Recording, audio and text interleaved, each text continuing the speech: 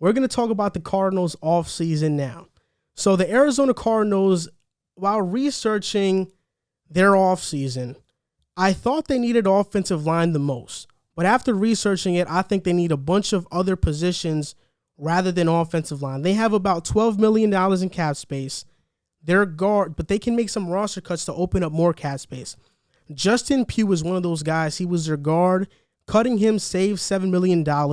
Robert Alford, a cornerback who hasn't played since 2018, can save $8 million. And Devon Kennard can save $3 million. After these cuts, they can potentially have $23 million in cap space, but they have a bunch of pending free agents: Patrick Peterson, Larry Fitzgerald, Kenyon Drake, Devondre Campbell, J.R. Sweezy, Hassan Reddick, Kelvin Beacom, Chris Banjo, Dre Kirkpatrick, Dan Arnold, Andy Lee, Zane Gonzalez, Marcus Golden, Dennis Gardick, Ezekiel Turner, and Trent Sherfield. They have a bunch of key special team players who are going to be free agents, and a bunch of key players. We know Patrick Peterson won't be back. Larry Fitzgerald, we don't know what he's going to do yet, but hopefully for Cardinals fans' sake, he's not back because he's going to command some money which could be used for another position. But overall, I mean, I think they shouldn't bring back Kenyon Drake. They should bring back J.R. Sweezy, I think, just to have some depth. Hassan Reddick, they should definitely bring back. Kelvin Beacom was okay last season. They should bring him back. Dre Kirkpatrick, I would like for them to bring him back. And Andy Lee, who's been a good punter, and Zane Gonzalez, I would bring them back as well. But outside of that, I think everybody else can go. But they have a lot of free agents this season, limited cap space, so who knows what they are going to do to try to improve this roster. Yeah, I think when you're looking at the free agents list, the guys that they could potentially lose, I think at cornerback, you got to look at bringing back Dre Kirkpatrick. You're losing Patrick Peterson, and I think Kirkpatrick will be a much cheaper option, and they're going to need cornerback help this upcoming season. I think it'll be a target for them in free agency, but keeping Kirkpatrick will help him out. I agree with you on Kenyon Drake. I think they can move on from him, especially with Chase Edmonds waiting in the wings. I think he could step in and take over a good bulk of the load that Drake was carrying, and then maybe you look at drafting a running back later on. It's a pretty deep running back class, so there will be some options later. And there's also a bunch of good running back free agents that I think you could get for cheaper than Drake, who I think will get a pretty decent deal. Like I think he had an $8 million deal with them this past season, so I don't think it makes much sense to bring him back. Hassan Reddick had a monster year. I think he could command a lot of money. So as much as I'd like for them to bring him back, if they wanted to go cheaper, I don't think it would be bad to bring back Marcus Golden for a little bit cheaper. I know their money situation is a little tight, so if you could bring back Reddick, I think you should, but if the price tag gets a little too high, I don't think Golden is a bad plan B. Another guy, Devondre Campbell, is a guy who I think with their money situation you can afford to let go, especially because you have Isaiah Simmons waiting behind them. But I think you hit the nail on the head. They got a lot of guys that with their money situation they can let walk. You said the kicker and the punter I would bring back. They had solid seasons, and J.R. Sweezy is another guy I would look at bringing back. But they had a lot of free agents. I think they had like 30-plus restricted and unrestricted free agents, and I would let a good amount of them walk. And Larry Fitzgerald. I forgot to mention. Yes. The only way I would bring back Larry Fitzgerald is if he takes a big-time hometown discount, which I think he would. He should take it. He wasn't that good last season. He's been there his whole career. So I could definitely see him doing that. But if he starts to command like some decent money, there are a lot better options that you could look at in free agency. The Cardinals finished number 3 in pass block win rate in 2020. I think these are their 5 biggest positions of need: cornerback, wide receiver, center, tight end, and defensive tackle.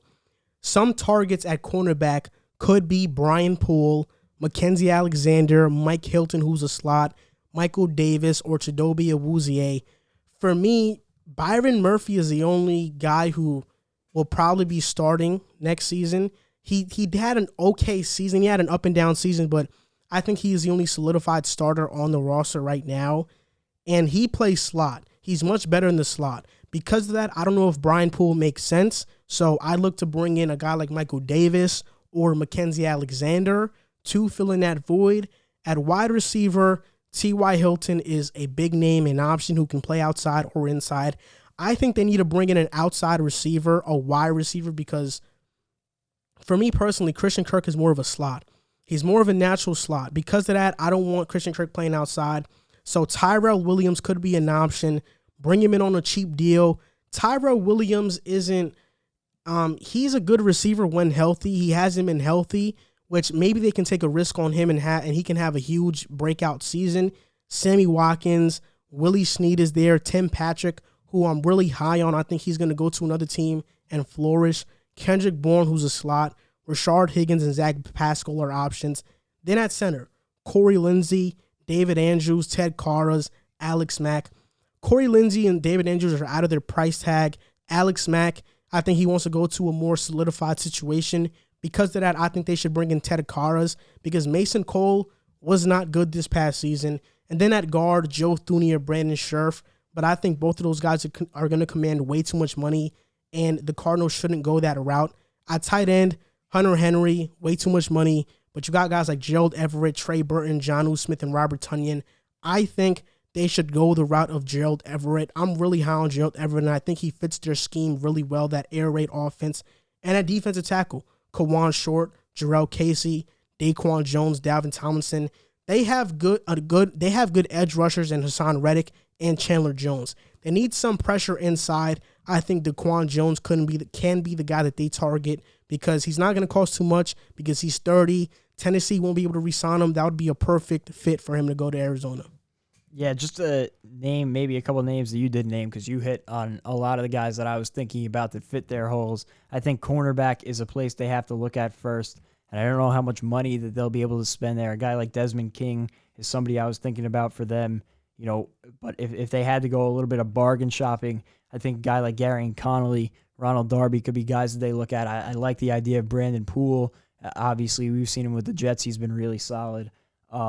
Wide receiver is another place they have to look at, but again, they're out on those top guys. They don't have the money for them. A guy that I was looking at, Will Fuller. You pair him back with DeAndre Hopkins. You saw how they worked out in Arizona. I think bringing them back would be a great pairing for Kyler Murray. We saw how it worked for Deshaun Watson, and I think that would be a nice reunion. I don't think he would cost as much as those top-of-the-line guys, so I think that would be a good signing. And then on the interior defensive line, I think a guy in Shelby Harris would be a good fit for him, on that inside defensive line. He had a good season last year, and I think they could get him for a decent price range based on their cap space. So I liked a lot of the guys you mentioned, but those were some names that I thought would make sense for him. Yeah, they kind of have to go on a budget here. I think at cornerback, free agency is a good option, but I think they have to draft one no matter what they do. With the 16th pick, I think J.C. Horn is going to be there. Patrick Surtain probably will be gone. Yeah. So will Caleb Fairley. So it's J.C. Horn, and maybe if he's gone, they could trade back and get Tyson Campbell while acquiring more picks. But I think they draft J.C. Horn, but other options would be Elijah Vera Tucker, and maybe in the second or third round, you get a guy like Trey Smith or Creed Humphrey. They do need a running back, so maybe in the second round if they can get Javonte Williams if he slips that far. But I think if they draft Creed Humphrey, a center out of Oklahoma who played with Kyler Murray, that would be a good get because there's some chemistry there. So I would like to see them draft Creed Humphrey and J.C. Horn in the first couple of rounds. Yeah, you said the guy that I was looking at, J.C. Horn at cornerback, I think would be a great pick for him. If for some unknown reason Patrick Surtain falls to him, that's a no-brainer pick, but I don't see any way he falls to 16, so I would go J.C. Horn. And if you don't want to go corner in the first round, I think a guy to look at would be Asante Samuel, maybe in the second or even third round. I think he's been pretty underrated in this draft process. I think, obviously he's got the bloodline. I think he could be a solid pick in maybe the second round, but I think they should definitely go cornerback at 16 with J.C. Horn if he's there. My potential depth chart for the Cardinals this upcoming season: on offense, Kyler Murray; running back, Chase Edmonds, but that can change depending on who they get signed or draft; DeAndre Hopkins, Tim Patrick, Christian Kirk, Gerald Everett, DJ Humphries, Justin Pugh, Ted Karras, Justin Murray, and Marcus Gilbert.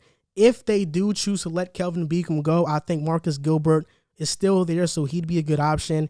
And on defense, Zach Allen, Daquan Jones, Chandler Jones, Jordan Hicks, Isaiah Simmons, Hassan Reddick, J.C. Horn, Byron Murphy, Mackenzie Alexander, Budda Baker.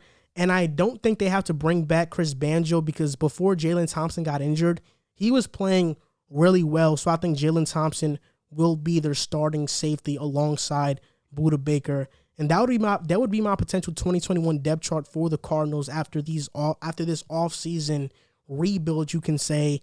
They need to compete with teams like San Francisco, Seattle, and Los Angeles. So they have to make good and efficient moves to be able to compete with them. Yeah, the toughest thing is just going to be playing in that division with the Rams going out and getting Stafford. We saw what that defense looked like in the playoffs. I think that's going to be really tough.